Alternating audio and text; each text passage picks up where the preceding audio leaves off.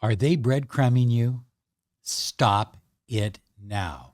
Do this, and they will absolutely chase you and beg to be closer to you.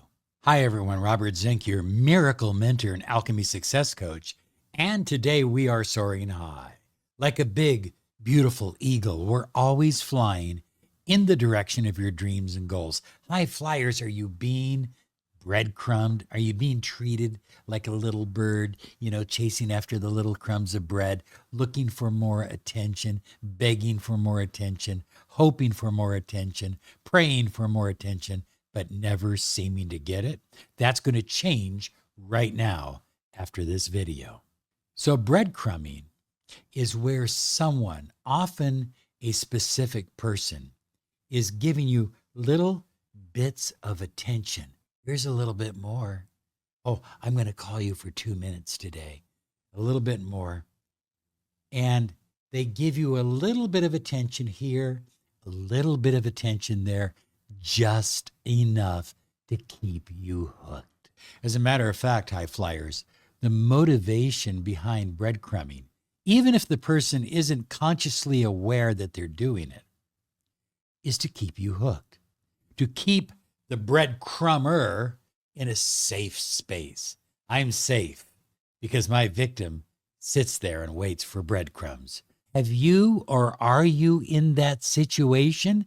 That's about to change. Now, the absolute worst situation that I can ever remember coming across is a client of mine who had been seeing a guy on Friday nights, only Friday nights, and only at 10 o'clock. And there'd be a knock on the door, and then he'd come in, and they would get down and dirty, and for a couple of hours. And then she'd beg for more attention, and he'd say, "I'll see you next week." And that went on not for 6 months, not for 6 years, for 11 years. That's what happens when you choose to be a victim of breadcrumbing. Now, as I said earlier, sometimes the breadcrumber, the one doling out the breadcrumbs of attention, he or she doesn't even know that they're doing it this way. And so with those kinds of people, the situation can be cleared up very quickly. But oftentimes you're dealing with a narcissist, and they just love having you hooked, and they just love having you beg for more of their attention. Here are some examples of what they will often do. They will promise a committed relationship. Oh, we'll take the relationship to the next level, or marriage in the future. And they're all about marriage, and they're all about looking at homes. And then all of a sudden, bam, it stops. It stops cold. And you'll hear them say things like, "I'm not really ready yet. Why should we move in together? Or why should we get married? We already have a great relationship just the way it is." And oftentimes, when you bring up the topic of, well, what about taking the relationship to the next level? They'll go, "Let's not talk about it now." And only if you raise a fit, well, sometimes they'll talk about it and they'll pacify you. You know what I'm talking about? Oh, yeah, it's going to work out. Just give it a little bit more time. I just have to get through this financial crisis, or I just have to get over losing my grandfather who died 10 years ago, or I just have to do, they always have a reason. Wait for this. Wait for that. It's coming. High flyers, do you know what that is? That's breadcrumbing. You're being breadcrumbed. I mean, for heaven's sakes, I run into guys who are 40 and 50 years of age, and they will tell their specific person, "I'm not ready for a commitment yet, but maybe in the future, let's keep this thing going as long as we can." And in the meantime, you're jumping from one foot to the next, trying to please them, hoping that they will give you more breadcrumbs. But it doesn't work that way. And if you try to pull away, they will come after you. They will love bomb you. They will shower you. They will say, I really made a mistake. I underestimated the value of our relationship. And as soon as the relationship is back together, as soon as they feel you're hooked again, they go right back to their same old behavior. And by the way, no matter what they tell you, breadcrumbers never want you to date anyone else. You see, breadcrumbing only works when you are starved for affection, when you are hungry for attention. So that's why they don't want you hanging out with anyone else. That's why they don't want you dating anyone else. Think about it. They want you hooked on them. So you're available whenever they call, whenever they need you. And you'll notice with really serious breadcrumbers, it starts out with, we're going out to dinner, we spent a weekend in Cabo, and then it's, we're going out to dinner, and now it's not, we're just ordering pizza in, and we're not even going out anymore. I'm just stopping by and we order some Chinese food. That's how it works with breadcrumbers. They completely reduce the size of their attention to the nitty-gritty, what they're really interested in. So if you'll follow these 5 steps, you will end the breadcrumbing. But more importantly, you'll have your specific person literally crying to be with you. They'll beg to be with you. They'll realize that breadcrumbing doesn't work anymore, that they have to give of themselves and their time to keep the relationship with you. So number 1 is visualize. Visualize right here, right here. Visualize the desired relationship. What does the desired relationship look like? And don't be afraid to ask the universe for more than you're getting. Now, what I suggest my clients do, I suggest you do it too, is get out a pen and paper and write out a script of what the desired relationship looks like. What does it feel like? How does he act to you? How does she treat you? How often does she call you? You know, that kind of thing. And you don't have to make it long. Make it maybe 2 pages or a page and a half. You just want to cover how you're being treated. Okay? And you write out the script. You memorize it. You don't have to memorize it word for word, but you memorize the key points of that script, and then you play it in your mind as you fall asleep every night. Play it in your mind. Get it burnt into your subconscious mind where it connects to the infinite field. And that's when you start manifesting change. That's when you start seeing change in your specific person.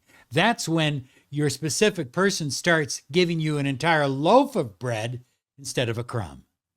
Well, number 2 is assume the feeling of the wish fulfilled. Stop focusing on what you're not getting from them.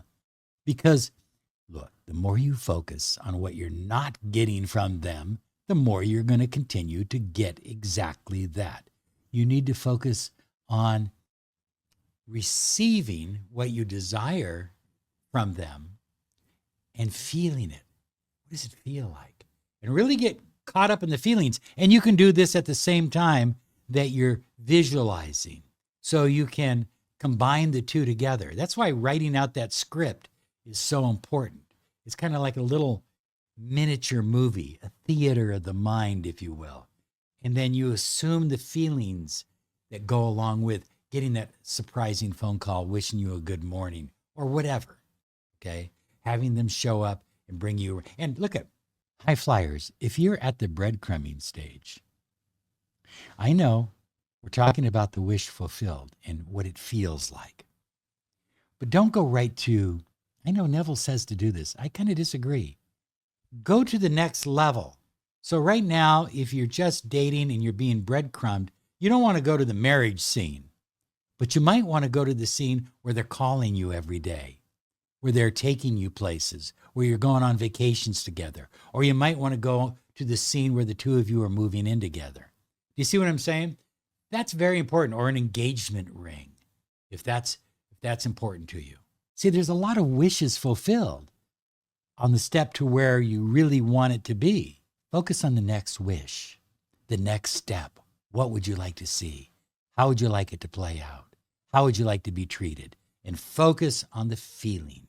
Well, number 3 is change your self-concept. Who are you? What are you? What are you worth?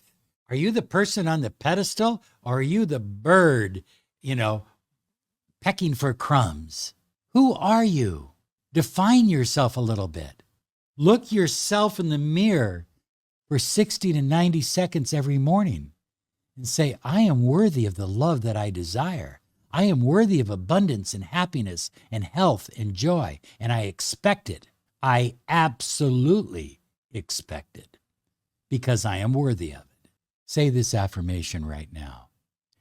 I am loved completely the way I desire to be loved. I am loved completely the way I desire to be loved. Look in the mirror and say that affirmation every morning. Start raising your self-concept. Expand it. Be confident. Know that you're the one, because you are. Well, number 4 is mirror their behavior.